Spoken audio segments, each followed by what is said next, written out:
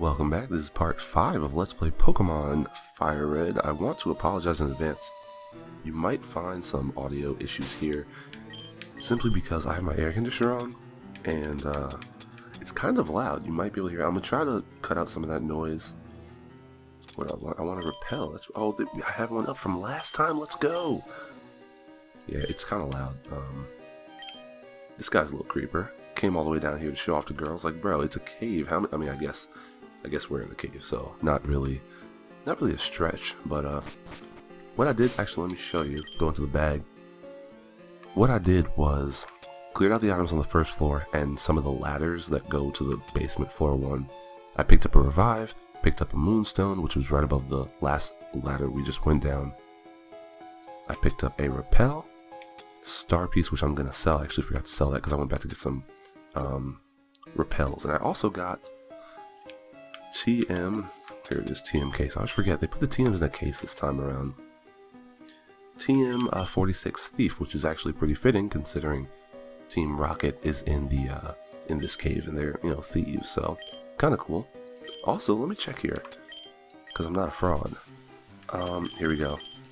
Register an item. Watch this. There's a typo here. At least there should be. This is version 1.1 of the game.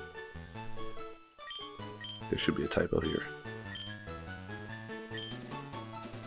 Okay, that he should misspell pocket. I definitely thought he misspelled pocket. It might have been the previous version of the game, but I just feel like I have to show this off now because I mentioned it and I have to show it off. Why would you register the TGTV anyway? Like, how often are you going to that? Oh, here it is. Look, POKCET. Pocket. It's spelled wrong. I was right. Let's go. Don't doubt me. I'm out here. Cuz. I do like the fact that the TGTV has its own music. I think that's just really nifty. Alright, we're going to the bag and more repels. Sadly, you cannot register regular items. Like, in the new games, when you use a repel, you can just keep using them. A prompt comes up in the overworld. You don't have to go back into the bag, so I think that's kind of cool. But not so much anymore. I think up here was a star piece, and down here is where we continue to progress the story. I also want to show you Pokemon. Spearow is now level 16. He knows Peck. He learned Fury Attack, I guess. Level 24, Brand Volume 2. I caught a Zubat, caught a Geodude, and I caught a Paris, which I won't be using any of those guys, but figured I'd catch them just because. Oh, and Paris has an item. Let me take that. It's probably... Oh, a tiny mushroom, of course. I think we can sell those. I will go with Spearow. Yeah, I swear, it's really tough going through this cave because... So, I'm trying to think. The first cave in Pokemon Sapphire... What cave is that? I know you go through the... you have the forest outside of the Petalburg Woods. And then there's the Rust Turf Tunnel, but... Oh, it's the cave in Doofer Town, whatever that's called. I forget the name of it.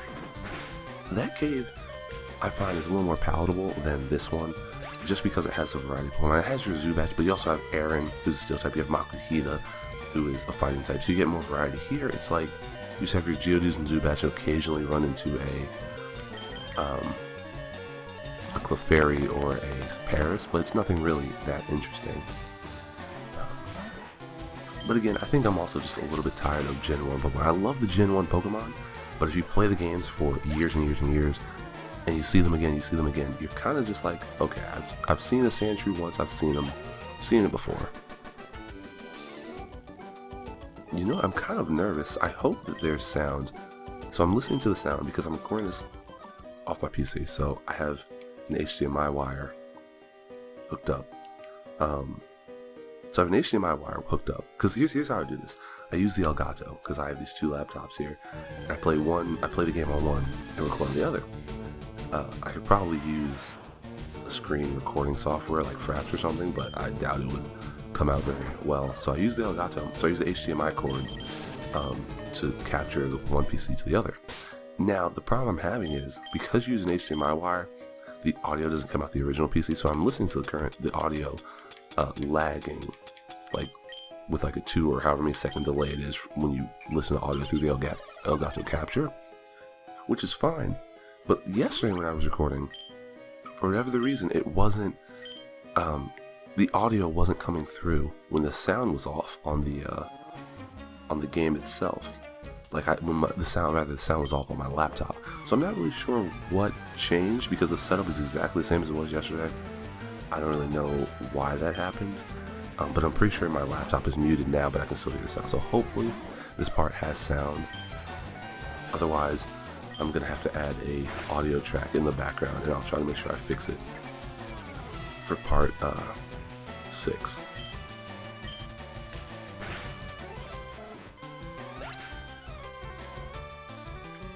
Yeah, I'm still kind of sick. I'm cutting out all the coughs and whatnot, but it's tough because I just want to play through this game, and it's hard when you're just hacking up a lung every 3rd second. That's where a lot of the breaks in commentary are coming from now. I just can't. I can't keep it going.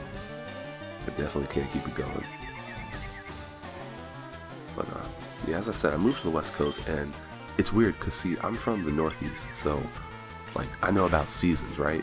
Where I'm from, it's hot in the summer. I was gonna say hot in the winter. It's hot in the summer, cold in the winter, cool in the autumn and fall. Cool in the fall and spring.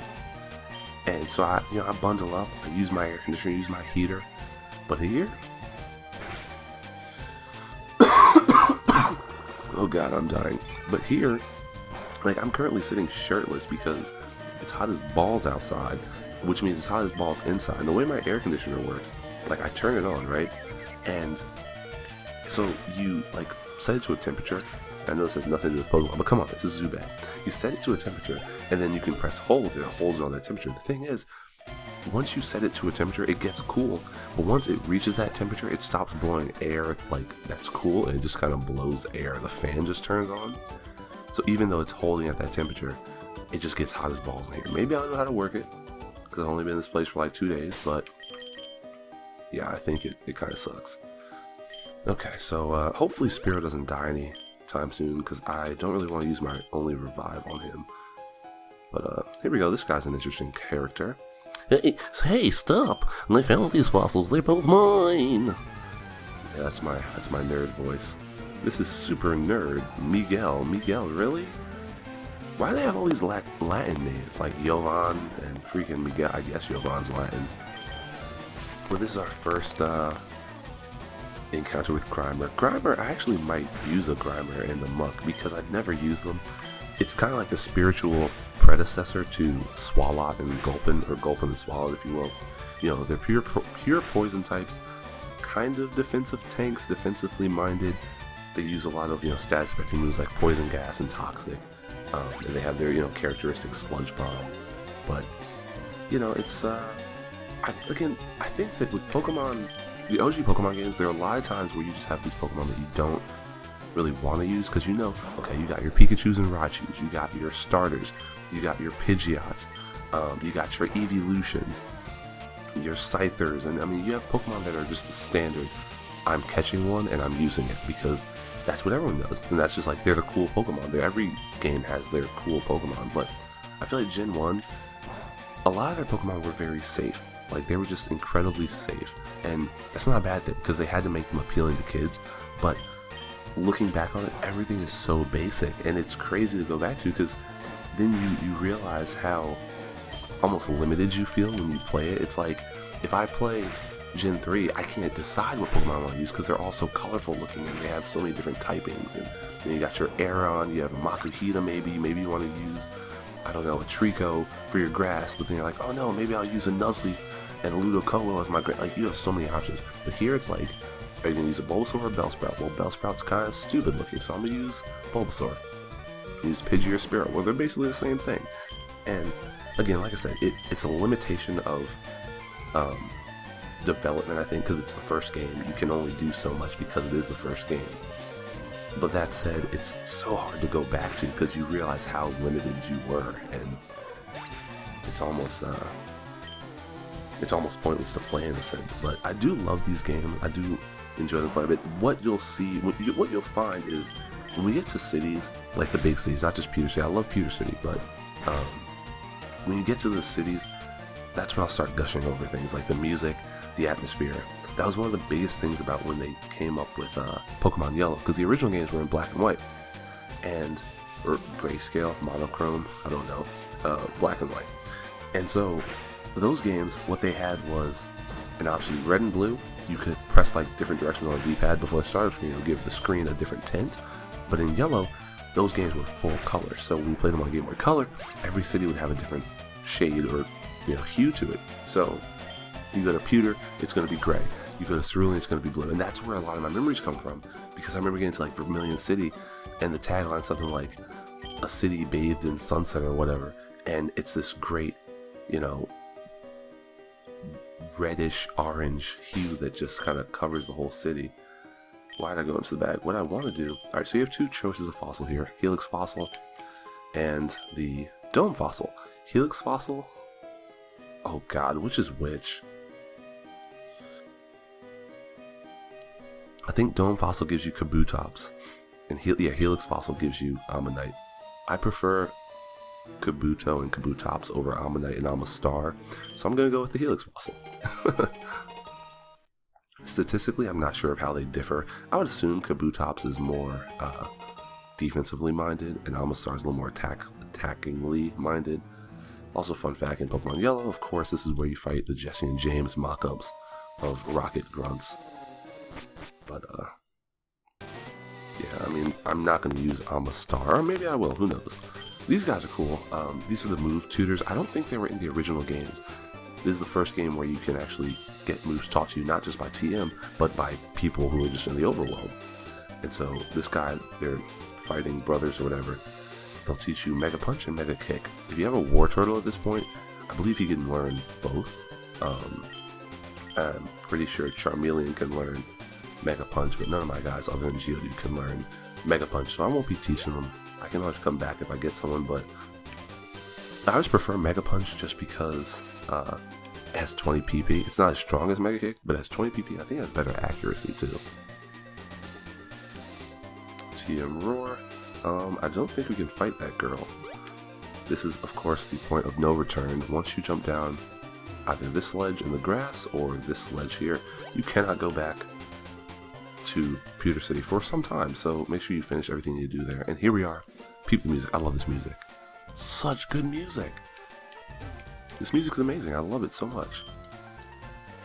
Of course, we'll take a little tour of Cerulean City. You have the Grass and Caves Handle Easily bike shop. This one, it doesn't have a name. It's not like Rydell's bike shop. I had to do a southern accent because Rydell sounds like a country name. Rydell's bike shop, or the one in Goldenrod has a name too. This is just the OG bike shop. And of course, in true bike shop fashion, it costs $1 million Poké Dollars, which really, what's that? $10,000, which, I mean, that's a high-end bicycle. That's not crazy. If it's yen, it's $10,000. If it's dollars, like US dollars, that's a really expensive bicycle. He should never have any customers. Down here, you had this girl playing with her Slowbro. It used to be a Voltorb, I believe, because it looked like she was talking to a Pokeball in the OG games. Wait, what does she have to use? Punch. She wants him to punch down the tree. You can't punch those trees. You gotta use cut, girly. Alright, this guy. He needs excitement in his retired life. I always hate this house because they just don't have a door. Like, it's fine if you have... That's what Pokemon should have done. They should have had houses that if they don't have doors, or if they don't have people in them, just put a door there and be like, oh, the door's locked, like they're not home. But just having a house that has no doors, it looks stupid because it's like, okay, is the door on this side? Well, I can't go in, obviously. And now I'm like, well, those people can never come out, so they're kind of screwed. Alright, we have... There's one house in particular. Is it this guy? Alright, this guy wants to trade. I think it's a Jinx he wants, or, yeah, Jinx for Poliwhirl. We don't have either. We don't have a Poliwhirl. We can't get Poliwhirl until... Well, I think at least we have until we at least get the Good Rod. This guy is kind of cool. He'll tell you about the Pokemon badges, and he'll tell you what each of them do. So, like Boulder Badge, for example, it increases not only lets people that are under level. Wait, what? Anyway, it increases attack and it lets you use Flash. So badges allow you to both control Pokemon as well as use some moves that are available outside of battle. Okay, there's rare candy there, of course. I'm going to try to save the rare candies for when I really need them. I'm not going to use them now because I'm just grinding off screen. Who is this guy? Okay, berry powder. Berry powder is kind of useless. You can make berry powder, and then when you make certain types of berry powder, you can, sorry, I'm reading what he's saying. You can trade him powders, and I'll read the sign in the back. But the problem is you have to do this over Wi-Fi, or not Wi-Fi, but the games came with these Game Boy adapters, which were the wireless variants of the link cables. And so you would pop one in the back of the game, and you'd be able to, you know, trade or battle or do, in this case, Berry Crush with some of your friendos. And you know, it was a neat piece of technology, I guess, at the time. I didn't really use it too much other than to trade with myself because I had FireRed and Leaf Green, so I'd play with myself. Pause. But yeah, you can do Berry Crush. I won't really show it off because I don't have any need to, but you can get items.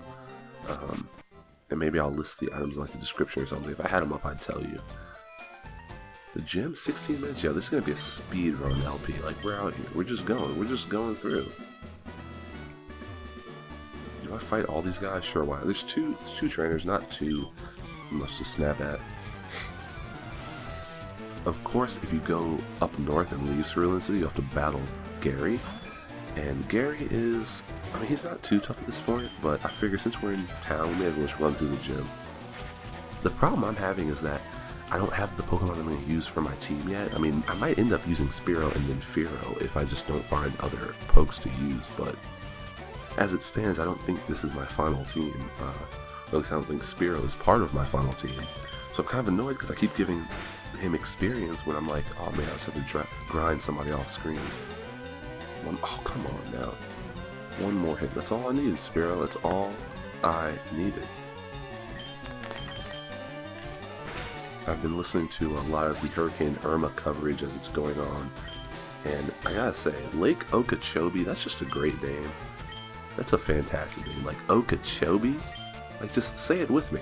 Okeechobee. That's a great name. I have to look up the origin. There's probably like Native American, like most things in this fine country. But, you know, I think I might end the part after this because I have to go hack up a lung right now. I'm trying so hard not to cough. But, we'll see how that goes. Alright, Leer. And I'm going to try not to use fast forward anymore. I know I did the last episode. It was a moment of despair. I couldn't bring myself not to. I had to do it. Plain and simple, I had to do it. Also, shout out to Gen 3 for bringing out the Pokemon sprites in the Pokeballs. Like, every Pokemon has its own individual sprite. I just love that. It was always funny when, like, Rhydon and freaking Flareon would have the same exact sprite. It's like those two Pokemon look nothing alike, but they all look the same in the Pokeballs because that's the technology we had. Alright, level 18, does he learn? Of course he learns nothing, because Spearow sucks. But that's gonna do it for this part. In the next episode we will face Misty and we will take on that girl. Might not even have to fight her, I'm just gonna maybe talk to Misty, who knows, but we will do all that in the next episode. As always, thanks for watching, I will see you in the next one. Have a great day.